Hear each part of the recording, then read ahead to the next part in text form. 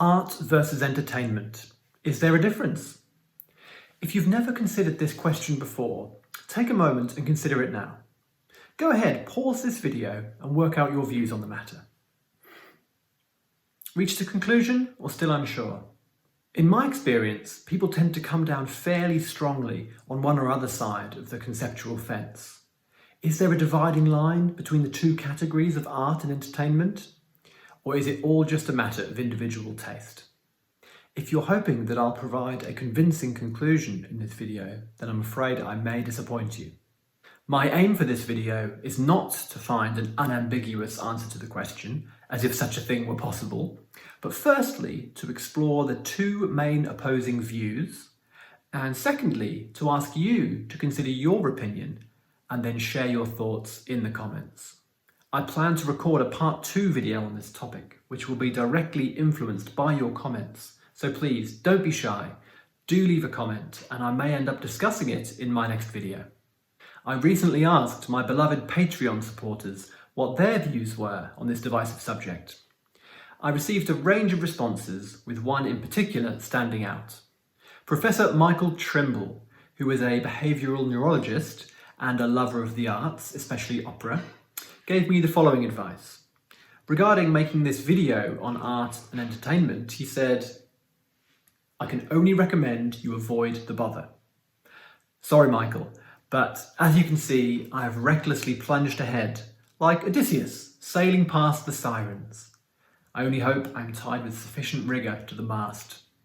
Professor Trimble went on to say, "De gustibus non disputandum est has debates going back to classical times, and you need to start with Plato, followed by a host of theorisers, critics and philosophers who have thrown in their views. I guarantee you will get nowhere. It will engulf you in a pit as deep and murky as Dante's Inferno." You get the gist of Michael's view.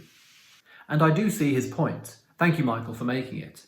Matters of taste are subjective, of course, and this topic has been discussed throughout the ages without any kind of decisive breakthrough, as far as I'm aware.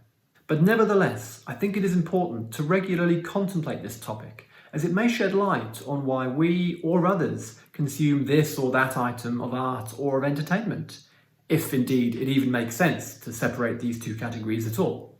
So, as I said earlier, people often hold one of two firm views. View 1. There is no difference between art and entertainment. Subjectivity reigns supreme. Let's call people who hold this view equalizers. If you are an equalizer, you believe that all creative content is valid. What I raise up as a shining example of deep artistic expression, someone else may bemoan as the most crass instance of mere entertainment, and neither one of us can claim with greater strength to be speaking the truth. Wagner's Ring Cycle is therefore on equal terms with the songs of Nickelback, according to this view. Nabokov's Pale Fire is of no greater artistic worth than 50 Shades of Grey. Frida Kahlo's paintings are on a par with the brushwork of the lady who restored this fresco. De gustibus non disputandum est, indeed. Alternatively, you may believe view 2. There is a difference between art and entertainment. Let's call people who hold this view hierarchists. Art and entertainment have completely different goals, and therefore a hierarchy may exist both between and within those categories. There is good art and bad art. There is good entertainment and bad entertainment. What the difference exactly is between art and entertainment can be hard to put one's finger on. Hierarchists may have divergent explanations for this. Eric Booth, the award-winning music educator, offers a thought-provoking comparison. In his words, entertainment says, "Yep, the world is the way you think it is," whereas art has the capacity to expand the way the world is or might be. I must say that, as of today, I find myself more inclined to raise my banner as a hierarchist. Instinctively, that view seems more plausible to me and seems to reflect the world we live in more accurately. I would sum up the difference thus. Entertainment is passive, art is active. We often turn to entertainment when we want to switch off, to relax. After a hard day at work, we may seek a fairly passive form of creative content which requires little in the way of interpretation and which we can enjoy at our ease. Whereas art often requires intense engagement from the consumer. We may have to put in considerable effort to figure out its meaning or to respond adequately to the artistic content. Some art may not even have one true meaning. It may have as many meanings as it has consumers. Entertainment, on the other hand, is usually clear-cut. It doesn't want to overly tax us, apart from in specific genres such as the detective story or the spy movie. Art challenges us. Entertainment re-establishes ideas and tropes that we have come across before. Of course, there are many examples of art that is entertaining and entertainment that is artistic. Little wonder that people find it hard to agree on this topic. One problem that hierarchists face is that of who decides. Who is the arbiter of what counts as art and what counts as entertainment? Do we each, individually, act as arbiter in every encounter with creative content? Or do we turn to experts, to critics in each particular field to be our guide? Or do we put it to the vote among everyone, no matter their experience or knowledge of the subject? I would say all of the above. A quick example. Let's take a nursery rhyme. Any nursery rhyme will do, pick your favourite.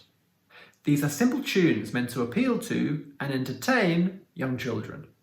Let's also take a song by Kate Bush or Joni Mitchell, serious songwriters who most people would agree are doing more than creating entertainment, they're creating art. What if an adult comes along and says, I prefer nursery rhymes to the songs of Kate Bush or Joni Mitchell, and what's more, I believe that there's no difference at all between them. They're both music, so they're both equally valid. This person, this equaliser, is of course permitted to enjoy nursery rhymes more than the music of Kate Bush or Joni Mitchell. But if this person insists that there is no objective difference in artistic quality between the two, I think they'd encounter much disagreement, both from music critics and from any wider group of people you'd care to select, except perhaps that of young children. One further point regarding the pecuniary nature of the world of entertainment. Those in the entertainment business are often equally, or even chiefly, also in the business of making money. For example, a song can be written specifically in order to sell, and because of its huge marketing budget, it reaches millions of ears time and time again. Due to the strong psychological power of repeated exposure, millions are led to the belief that they like that song. Did the song reach its position of extreme popularity because it is an example of supremely good art or of supremely good entertainment, or simply because it had a huge marketing budget behind it? Not to say that artistic products are always devoid of the influence of money, but often their creation isn't fueled purely by the thought of fiscal gain. The waters are getting muddy now. Dante's Inferno doesn't feel too far off. I have left untouched many areas of discussion, including that of the creator's intention, which I feel is vital in distinguishing between art and entertainment. But I feel this is a good place to stop for now. Please let me know by leaving a comment where you sit on the subject of art versus entertainment, and who knows, perhaps I'll end up discussing your comment in my next part 2 video. Perhaps my views or yours will have changed by then. If you haven't already, please do subscribe to my YouTube channel. You can also find other ways to connect with me in the description below this video. Until next time.